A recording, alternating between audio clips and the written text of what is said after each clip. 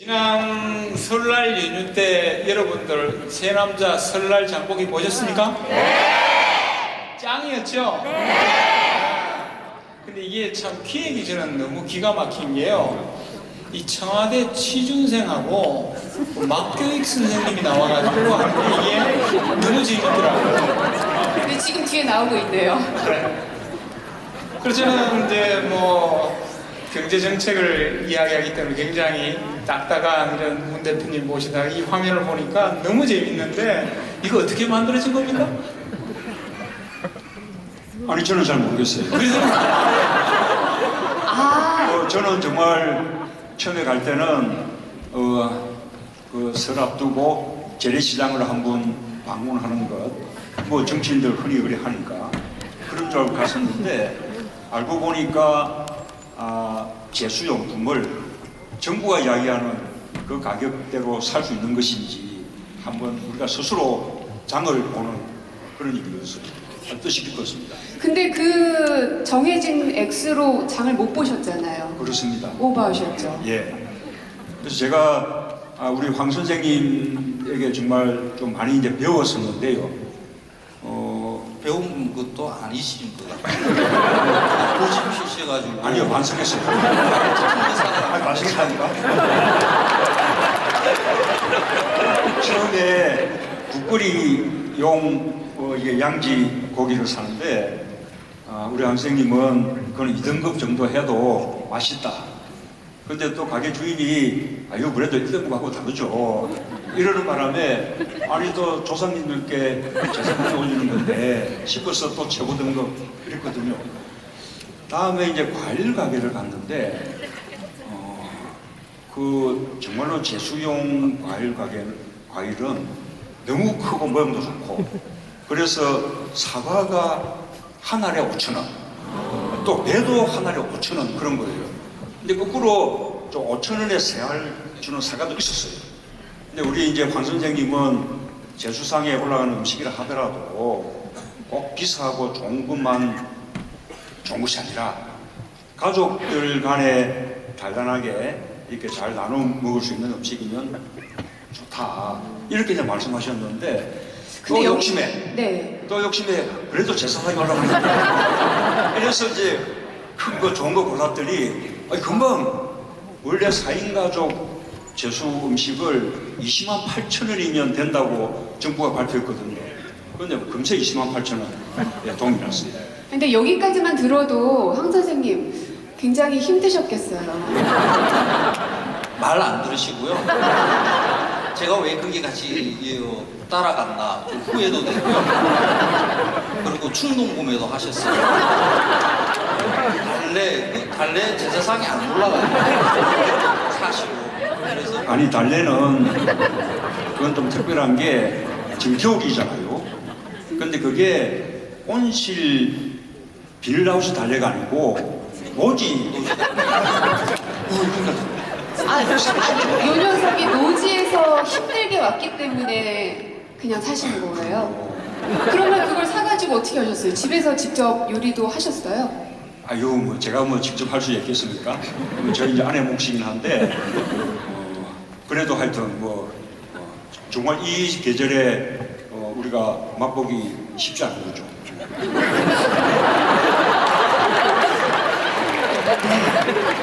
장 한 번 보기도 쉽지 않았다는 생각이 듭니다. 지금까지 대표님 전국 방방곡곡을 돌아다니면서 참 많은 활동들을 보이셨거든요. 제가 기억에 남는 것만 봐도 전주에 내려가셔서 그 서울로 가는 전봉준 신앙송 하신 부분도 있었고 장보기도 있었고 뭐 등등 여러 가지 활동들이 있는데 혹시 뭐 기억에 남는 거나 있으신가요? 네, 제가 신가를 내드는 사인회를 대형 서점에서 하곤 했었는데요. 선생님의 사인회? 예, 네네. 그 무르버님께서 서점에 나오셔가지고 직접 사셔가지고 기다리고 계시다가 사인 받아가셨습니다. 아 그래요? 깜짝 놀랐어요. 아니 보통은 자 이쪽으로 오시죠. 오시죠? 이러면서 앞에 와가지고 빨리 사인 받으시고 가시는 게 보통이신데 아, 살치기 안 하시고요. 그냥 줄 서서 계속 기다리셨어요. 아마 대표님 이것도요, 옆에 있는 이제 보좌진들은 빨리 하고 가야 됩니다. 그 다음 일정이 있습니다. 졸랐지만 압니다. 원칙은 지켜야죠. 항상 줄 서셨죠. 사실은 제가 처음 이렇게 이제 북 콘서트라는 것을 해본 게 2011년이었어요. 그때 운명이라는 책이었는데, 그때는 그렇게 출마를 염두에 두지 않고 이제 썼던 책인데, 그게 뜻밖의 아주 많이 팔렸어요. 그래서 너무 많이 팔렸어요. 30만 부. 그래서 이제는 감사 인사차 북콘서트를 여기저기서 이제 하게 되었는데, 춘천에서 북콘서트 했을 때 우리 예수 선생님이 나와주신 거예요. 저는 그게 너무 감사해서, 그 뒤에 예수 선생님이 또 이렇게 팬 사인을 하실 때는 저도 뭔가 이제 보답해 드려야겠다. 그래서 이제 찾아가셨죠. 감사합니다. 예, 고맙습니다. 그때 그 책의 어떤 성공, 그리고 또 이제 북 콘서트, 그게 제가 이제 자연스럽게 정치로 들어오게 되는 그런 하나의 과정이 됐습니다. 이번에 책은 실제로 저는 이번에는 아예 출마를 염두에 두고 그렇게 사실인데요. 또 이렇게 많이들 이렇게 또 좋게 봐주시고 많이 사주셔서 정말 감사드립니다. 저는 제가 대선에 나설 입장이기 때문에 따로 뭐 출판 기념 행사를 하지 않을 생각이었는데, 또 이 책이 지금까지 지방 5만 권 정도 그렇게 나갔어요. 그래서 오늘 특별히 감사드리고 싶어서 오늘 이런 자리 마련했습니다. 고맙습니다.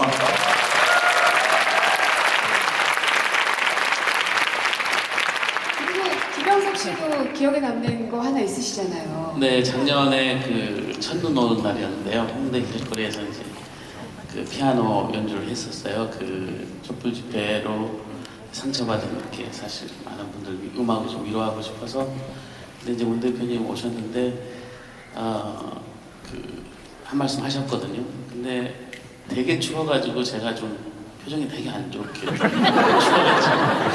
했는데 갑자기 말씀하시다가 사우나를 가자고 하시는 거예요.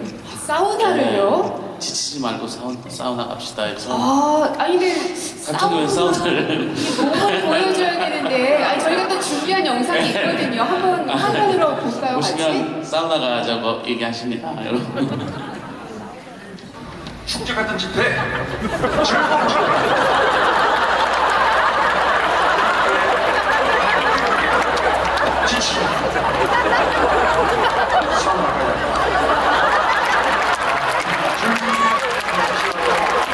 그래서 즐겁고 그랬는데요. 이렇게 즐기면서 끈질기게 사우나 갑시다.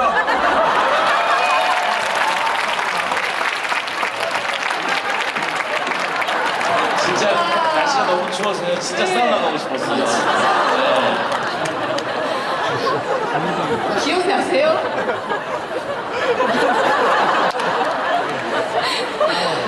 대표님이 이렇게 우리들에게 큰 웃음까지 주십니다. 그리고 또 우리 장군님 오늘 모셨는데요. 질문하실 사항도 있으시죠? 제가 오늘 이렇게 많은 분들 보니까 굉장히 당황스럽습니다. 통상 제가 이렇게 많은 분들 모이려고 그러면은 휴가증을 많이 준비해야 되는데 휴가증 없이도 이렇게 많은 분이 계시니까 이해합니다. 대표님, 정말 저는 대표님께서 현역 공무를 하신 것에 대해서 가장 마음에 듭니다.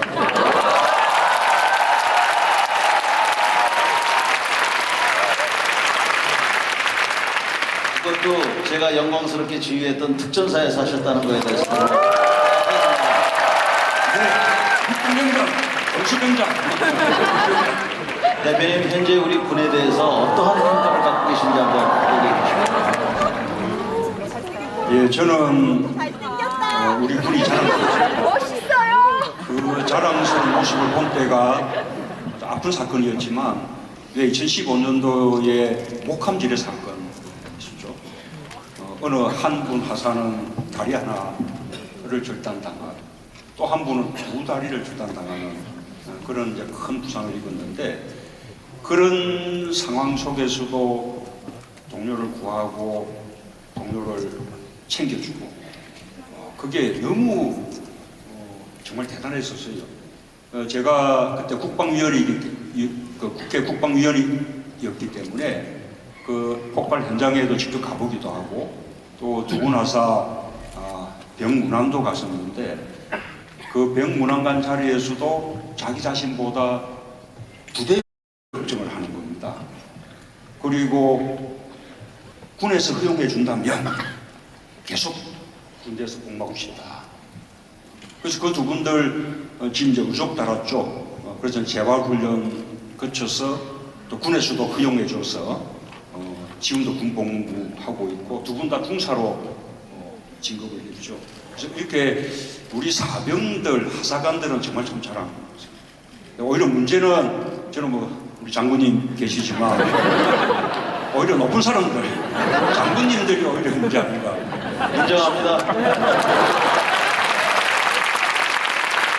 실제로 북한보다 몇십 배 많은 국방비 그렇게 사용하고 있는데 아직도 자주국방 못하고 아직도 전시작전권 미국에 맡기고 또 군대에서도 혁신 이야기하지만 아주 최신 컴퓨터 우리 장군님께 사드리면 그 제대로 활용하지 않는 분들 너무 많잖아요.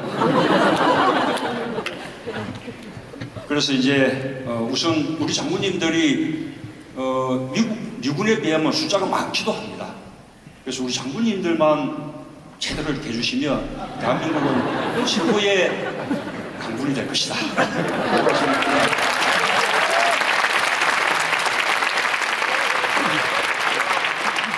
이를 달지 못하겠습니다. 그리고 저기 대표님께서 하여튼 그 현역 복무를 하신 거에 대해서 제가 가장 자랑스러운데 다른 분들은 다 현역 갔다 오셨죠? 네, 저는 군번이 1842710. 아르바시 군번입니다. 육군 예병병장 이었습니다.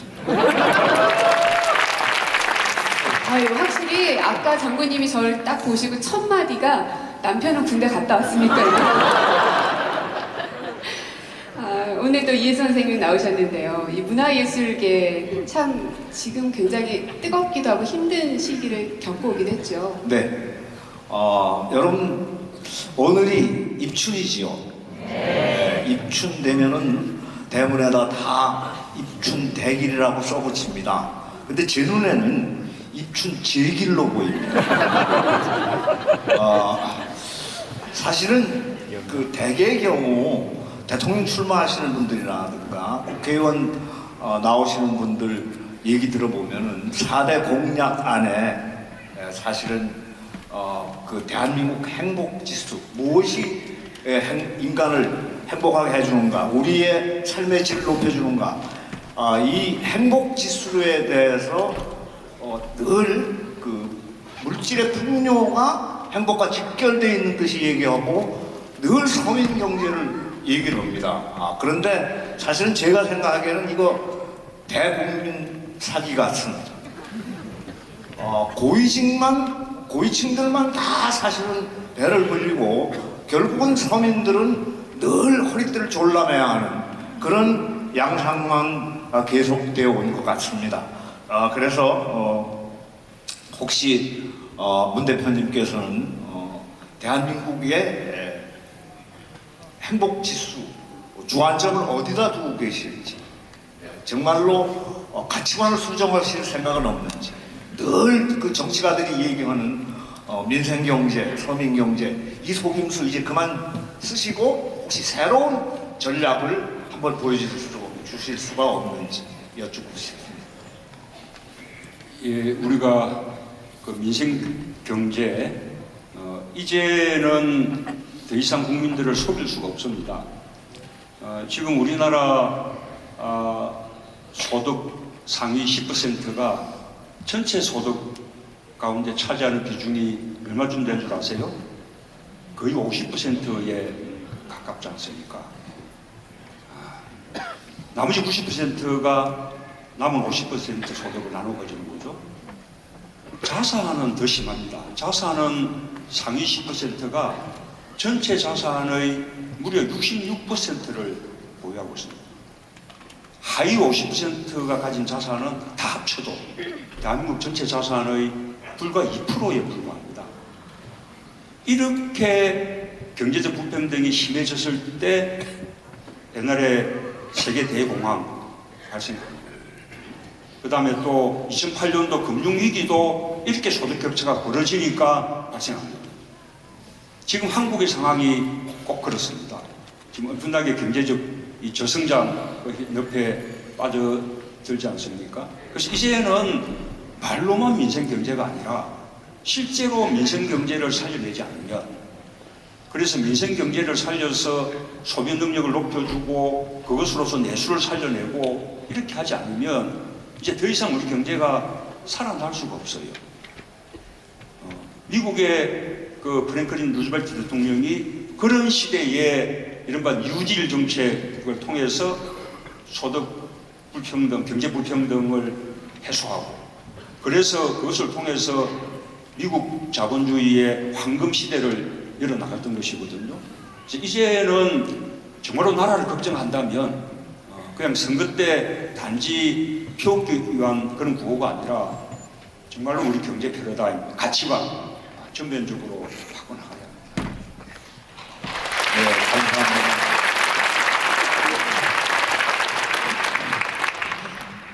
말씀을 들으니까 굉장히 든든하죠. 그리고 그야말로 그냥 하는 말, 척하는 말, 뭐 외워서 하는 말, 이런 게 아니라는 걸 아마 이 자리에 있는 여러분들은 많이 느끼시리라 생각이 듭니다.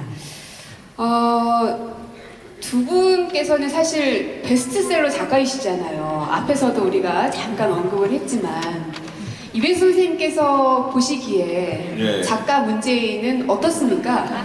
저 궁금했어요. 굉장한 라이벌 의식을 생계를 위협받는 듯한. 생계를 위협받을 정도로. 사실 그 제가 딱 듣자마자 졌다 이렇게 생각했던 부분이 뭔가 하면은 그 올해 사자성어 말씀하실 때 제조 산업 이거 엄청난 그 내용을 담고 있을 뿐만 아니라 다른 분들이 미처 생각지도 못했던 그야말로 의미심장한 얘기거든요. 한국은 지금 너무 많은 것들이 붕괴되어 있습니다. 그리고 이제 조정하지 않으면 안 됩니다. 그래서 많은 것들, 뭐 예를 들자면은 원칙도, 상식도, 도덕도, 양심도 다 잃어버렸는데 세상을 똑바로 만들고 그리고 대한민국을 다시 고치려면은 이거를 되찾아야 되거든요. 근데 이 제조산하라고 하는 이 네 글자 속에는 어마어마한 의미와 의지가 간직되어 있습니다. 그래서 저는 그 에너지를 딱 느끼고 졌다 딱 이렇게. 그러면 그 제조산하의 의미가 담겨있는 책을 많은 분들이 사서 읽으셔야 되는데, 사실 오늘 이 자리는 대선 후보로 출마하겠다고 선언하는 자리가 아니라 북콘서트잖아요. 그죠? 저는 이제 사회자이기 때문에 할 일을 해야 됩니다. 팔아야 되거든요. 근데요, 사실 이런 북콘서트를 하면 저자분들께서 굉장히 적극적으로 나서세요. 좀 이렇게 많이들 보셨으면 좋겠습니다 라고 말씀도 하시고, 근데 대표님께서는 늘 굽고 사양을 하시고 안 된다 하시고, 그래서 지난번 보니까 부산에서 한 작은 서점에서 1일 판매원을 하셨었거든요. 잘 보시면 뭐 하나가 눈에 딱 띄지 않습니까? 우리 대표님만 다른 책을 들고 계세요. 이걸 보면서 정말 내가 도와야 되겠구나. 이런 게 또 대표님의 매력이지 않을까 생각이 들어요. 아까 우리 이배수 선생님은 뭐 말씀은 졌다 이렇게 하셨지만 저는 제 귀에는 실제로는 너가 한 말에 책임져라 말씀하신 것 같습니다.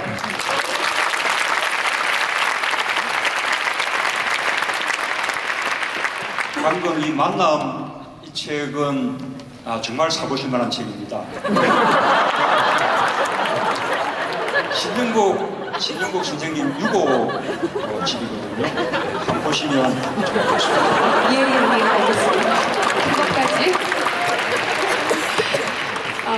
앞서 그 작은 서점에서 일일 판매원 역할을 하셨는데, 그 요즘에 그 경제 성장 또 소상공인들의 어려운 점들 이런 거 참 많죠, 교수님.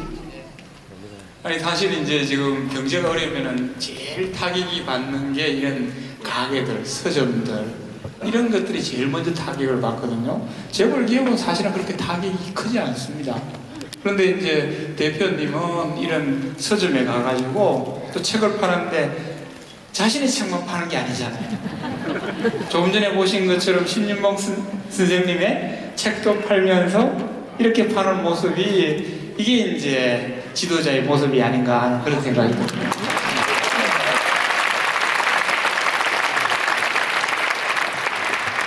그리고 더불어서 이 소상공인들 굉장히 힘들어하고 있는 그 어려움들을 완화하기 위해서 대표님께서 또 많은 정책들을 준비하고 계신 걸로 알고 있습니다.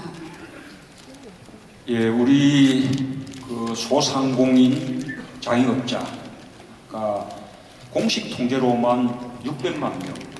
예, 세계에서 가장 자영업자가 많은 나라입니다. 이 소상공인들을 가장 어렵게 만드는 게 이른바 아주 대형 쇼핑센터.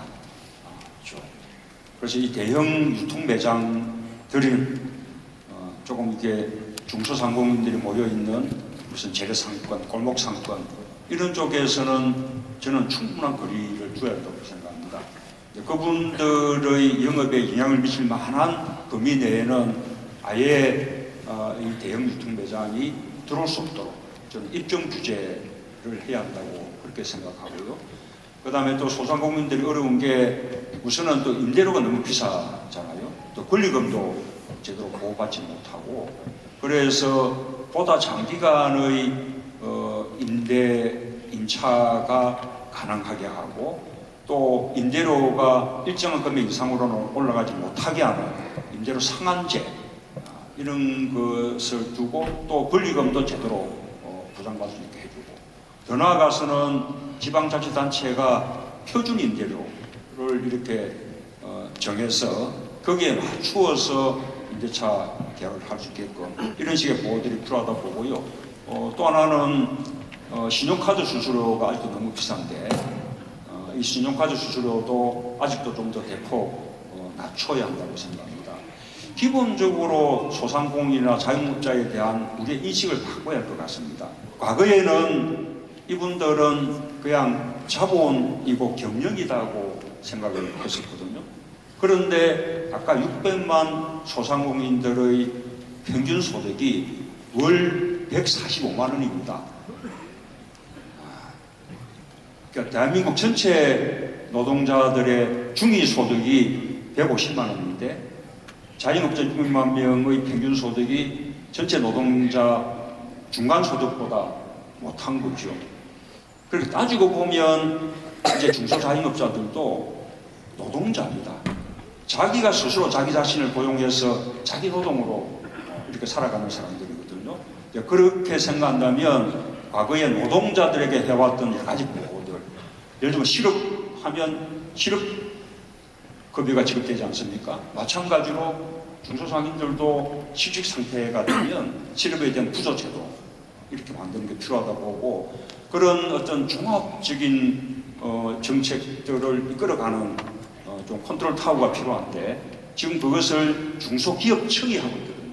너무 힘이 약하고 그래서 벤처까지 포함시켜서 중소벤처기업부 이렇게 부로 이렇게 조금 격상시켜서 거기서 일반 중소기업들, 소상공인들 또 벤처기업에 대한 어떤 지원 육성 간단하게 했으면 좋겠다고 생각합니다.